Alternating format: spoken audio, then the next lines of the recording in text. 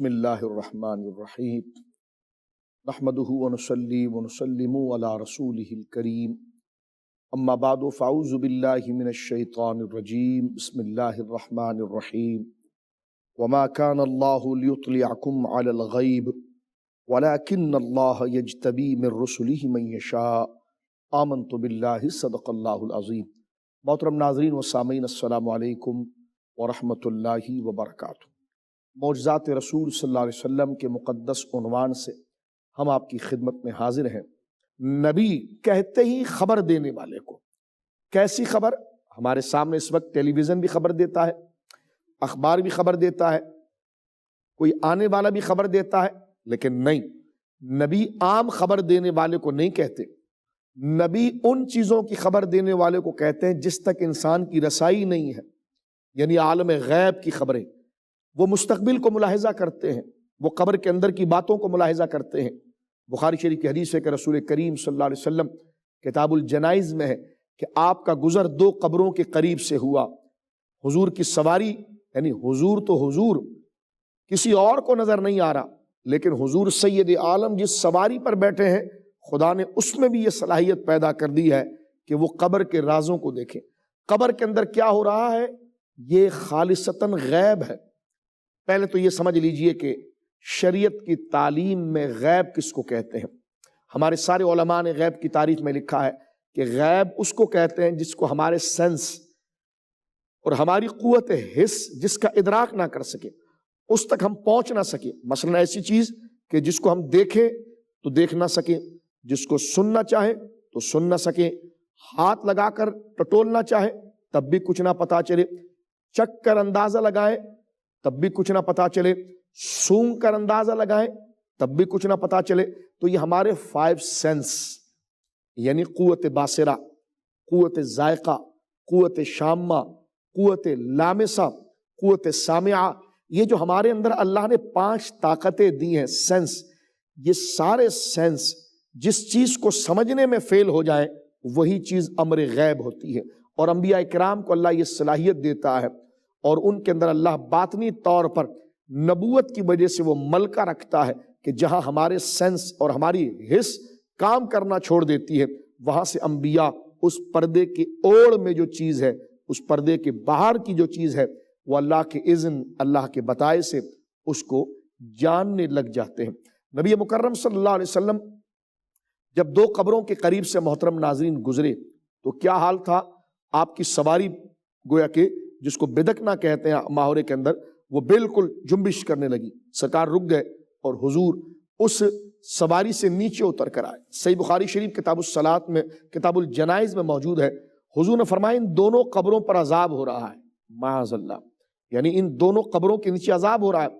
اب قبر کے نیچے عذاب ہو رہا ہے، نہ بندہ اس کو دیکھ کر اندازہ لگا سکتا ہے، نہ چھو کر اندازہ لگا سکتا ہے، نہ اس کی آواز ہمارے کانوں میں آ سکتی ہے، نہ مٹی کا ذائقہ لے کر ہم سمجھ سکتے ہیں، نہ ہی قبر کے قریب لمبی لمبی سانس لے کر ہم اندازہ لگا سکتے ہیں کہ قبر میں کیا ہو رہا ہے۔ لیکن کتاب الجنائز اصح الکتب بعد کتاب اللہ، بخاری شریف کی یہ صحیح روایت ہے، رسول کریم نے فرمایا ان دونوں قبروں کے اندر عذاب ہو رہا ہے۔ ایک بات کہ عذاب ہو رہا ہے یہ آپ نے دیکھ لیا، اللہ ہمیں محفوظ فرمائے۔ اور آپ ناظرین آپ دیکھیے کس وجہ سے عذاب ہو رہا ہے، وہ گناہ میں اور آپ روزانہ کر رہے ہوتے ہیں، معاذ اللہ۔ اور رسول پاک کہہ رہے ہیں کہ قبر کے اندر ان دونوں کو عذاب ہو رہا ہے، اور وجہ بتاتے ہیں کیوں ہو رہا ہے۔ فرمائے غیبت کرتا تھا، ایک لوگوں کی چغلی کرتا تھا، اور دوسرا پیشاب کے قطروں سے بچتا نہیں تھا، یعنی جب استنجا کرے تو اس کے پیشاب کے چھینٹے اس کے کپڑوں پر آ رہے ہیں، اس کے بدن پر آ رہے ہیں، اور وہ پاکی کا خیال نہ رکھتا تھا۔ تو آپ اندازہ لگائیے کہ پیشاب کہ قطرے اگر زمین سے گر کر اٹھ کر بندے کے کپڑوں پر آئے، یا کپڑوں پر پیشاب آ جائے اور بندہ پاکی کا انتظام نہ کرے، تو حضور نے فرمایا پیشاب کے قطروں سے بچتا نہیں تھا، اس لیے اس پر جہنم کا قبر کے اندر عذاب ہو رہا ہے۔ اور ایک جو ہے وہ غیبت اور چغلی کرتا تھا، یہ دوسری بات۔ ایک تو قبر کے اندر عذاب ہو رہا ہے، یہ حضور نے دیکھ لیا، یہ حضور کا بہت بڑا معجزہ ہے۔ پھر وہ کیوں ہو رہا ہے، اللہ کے اذن سے اس کی وجہ کو بھی آپ نے جان لیا۔ اچھا اب وہ ختم کیسے ہوگا؟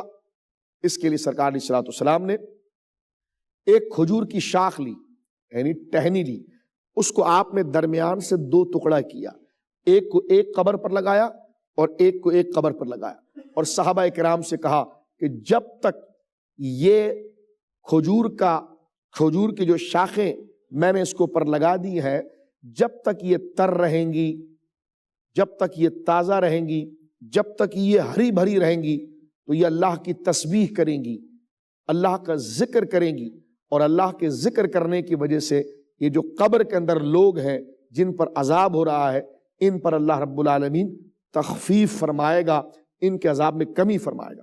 اب آپ دیکھیے کہاں ہم دیکھ سکتے ہیں کہ قبر کے اندر کیا ہو رہا ہے۔ قبر کے قریب بھی اگر ہم گزر رہے ہیں، اور روزانہ ہم قبرستان کے قریب سے گزرتے ہیں، نہ ہمیں کوئی آواز آتی ہے، نہ ہم اس چیز کو دیکھ سکتے ہیں، لیکن میں یہی کہہ رہا تھا کہ انسان نہیں، انسان وہ انسان ہیں، یہ انبیاء کرام انسان ہونے کے باوجود خدا انہیں وہ صلاحیت دیتا ہے جن چیزوں کو ہم نہیں دیکھ سکتے، حضرات انبیاء کرام اپنی سر کی آنکھوں سے اس کو ملاحظہ کرتے ہیں۔ آئیے ایک اور بات میں آپ کی خدمت میں اسی تناظر میں عرض کرتا ہوں۔ رسول کریم صلی اللہ علیہ وسلم کو یہ خبر پہنچی کہ قیصر روم، رومن امپائر مدینہ منورہ پر حملہ کرنا چاہتا ہے اور مدینہ منورہ کو تہس نہس کرنا چاہتا ہے۔ آنے والے قافلوں نے جب صحابہ کرام کو اس بات کی اطلاع دی، یہ بات نبی پاک صلی اللہ علیہ وسلم کے پاس پہنچی۔ دونوں چیزیں، یعنی ایک تو سرکار براہ راست بھی اللہ کے اذن سے دیکھتے ہیں، دوسرا یہ کہ لوگوں سے سن کر گواہی بھی لیتے ہیں تاکہ آنے والی امت کے لیے قانون دنیا کا طریقہ ان کے لیے تعلیم امت میں ایجاد ہو جائے۔ یہ نہیں کہ حضور اس سے غافل ہیں، جب اللہ رب العالمین اتنی باتیں آپ کو بتاتا ہے تو یقیناً ان باتوں کا جاننا بھی اللہ کے اذن سے، اللہ کے بتانے سے ممکن ہے۔ اب دمشق سے، ملک شام سے رومن امپائر قیصر روم کی جو شرارت ہونے والی ہے، اس کی اطلاع حضور علیہ الصلوۃ والسلام کو دی گئی۔ سرکار دو عالم صلی اللہ علیہ وسلم کو جب پتہ چلا کہ جناب قیصر روم جو ہے وہ مدینہ منورہ پر حملہ کرنا چاہتا ہے، تو سرکار کریم علیہ الصلوۃ والسلام نے ایک لشکر کو ترتیب دیا، اور اس لشکر میں 3 بڑی ہستیوں کو سرکار دو عالم صلی اللہ علیہ وسلم نے لشکر کی کمانڈ دی۔ ایک حضرت مولا مرتضیٰ شیر خدا رضی اللہ تعالیٰ عنہ کے بڑے بھائی حضرت سیدنا جعفر بن ابی طالب، یعنی حضرت جعفر طیار رضی اللہ تعالیٰ عنہ، حضرت سیدنا عبداللہ بن رواحہ رضی اللہ تعالیٰ عنہ، اور حضرت زید بن حارثہ رضی اللہ تعالیٰ عنہ۔ یہ 3 جلیل القدر جرنیل سرکار دو عالم صلی اللہ علیہ وسلم نے ان کے ساتھ روانہ کیے تھے، لیکن ہوا یہ کہ وہ جنگ بڑی گھمسان کی جنگ تھی، جس میں یکے بعد دیگرے یہ 3 صحابی جو تھے وہ شہید ہو گئے۔ حضرت جعفر طیار شہید ہوئے، حضرت زید بن حارثہ شہید ہوئے، حضرت عبداللہ بن رواحہ شہید ہوئے۔ اللہ اکبر! یہ ایک ایسا سلسلہ تھا کہ اب یہ جنگ ہو کہاں رہی ہے؟ یہ مدینہ منورہ سے کئی 100 میل دور، محترم ناظرین، موتا کے مقام پر۔ یہ ملک شام کا علاقہ تھا، یہ سیریا کا علاقہ تھا۔ مدینہ منورہ کہاں پر ہے اور ملک شام جو ہے وہ کہاں پر ہے؟ صحابہ کرام میں جو لوگ مدینہ منورہ میں رہ گئے تھے، بوڑھے یا جن کو بھیجا نہیں گیا تھا، اب وہ یہ چاہتے تھے کہ ہمیں پتہ چلے کہ ہمارے بھائیوں کے ساتھ وہاں کیا ہوا، اس جنگ کی کوئی خبر آئے اور ہمیں پتہ چلے کہ اتنی بڑا وہ مارکا تھا تو ہمارے بھائیوں کے ساتھ کیا ہوا۔ طبقات ابن سعد اور حدیث کتاب بخاری شریف کے اندر بھی موجود ہے، سرکار نے صحابہ کو جمع کر کے جو جنگ کے اندر ہو رہا تھا، جو کئی 100 مائل دور تھا، سرکار نے مدینے میں بیٹھ کر صحابہ کرام رضوان اللہ اجمعین کو بتایا۔ فرمایا نعا زیدن و جعفرن و ابن رواحہ قبل ان یاتیہم خبرہم۔ فرمایا حضور علیہ الصلوۃ والسلام نے کسی مخبر کی خبر لانے سے پہلے، کسی بتانے والے کو کہ جو وہاں سے آ کر اس بات کو بتائے، اس سے پہلے رسول کریم صلی اللہ علیہ وسلم نے بتا دیا کہ میرے صحابی جعفر طیار نے جھنڈا اٹھایا اور وہ شہید ہو گئے، ان کے دونوں ہاتھ اللہ کی راہ میں شہید ہوئے۔ اب جھنڈا نعا زیدن و جعفرن، جھنڈا زید بن حارثہ نے اٹھایا، جھنڈا جعفر طیار نے اٹھایا، جھنڈا حضرت سیدنا جعفر نے نعا زیدن و جعفرن و ابن رواحہ، حضرت عبداللہ بن رواحہ نے اٹھایا۔ حضور روتے رہے اور فرما رہے تھے میرے یہ 3 صحابہ شہید ہو گئے۔ پھر حضور نے فرمایا اب جھنڈا سیف من سیوف اللہ، حضرت خالد بن ولید نے اٹھایا اور اللہ نے ان کو فتح عطا فرمائی۔ یہ کنٹینیو تو نہیں تھا، ظاہر سی بات ہے 8 دن کی جنگ تھی، جیسے جیسے واقعات ہوتے تھے حضور ان کو بتاتے تھے۔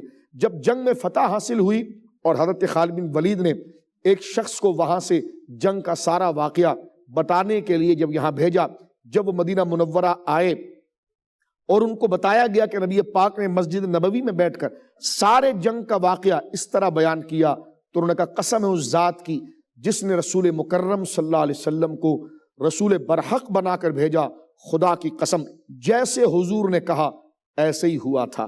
اللہ اکبر! یہ اللہ رب العالمین نے ہمارے نبی پاک کو معجزہ، یہ شان عطا فرمائی ہے کہ کوئی کہیں پر بھی ہو، جہاں پر ہو، اللہ رب العالمین کے اذن سے آپ نے ان کا مشاہدہ بھی فرمایا، ان کی آوازوں کو بھی سنا اور صحابہ کرام کو ان واقعات کو ذکر کیا۔ یعنی آپ کی سماعت، آپ کے سننے کی طاقت، آپ کے دیکھنے کی طاقت ہر انسان سے ممتاز اور اعلیٰ ہے۔ اللہ رب العالمین اس عظیم وصف کو سننے کے بعد ہمارے دلوں میں جو نبی پاک کی محبت اور اللہ کی قدرت کی جو قدر پیدا ہوئی ہے، اس کے صدقے اللہ ہماری ہر مشکل کو حل فرمائے اور ایمان پر ہمیں ثابت قدم رکھے۔ وآخر دعوانا ان الحمد للہ رب العالمین۔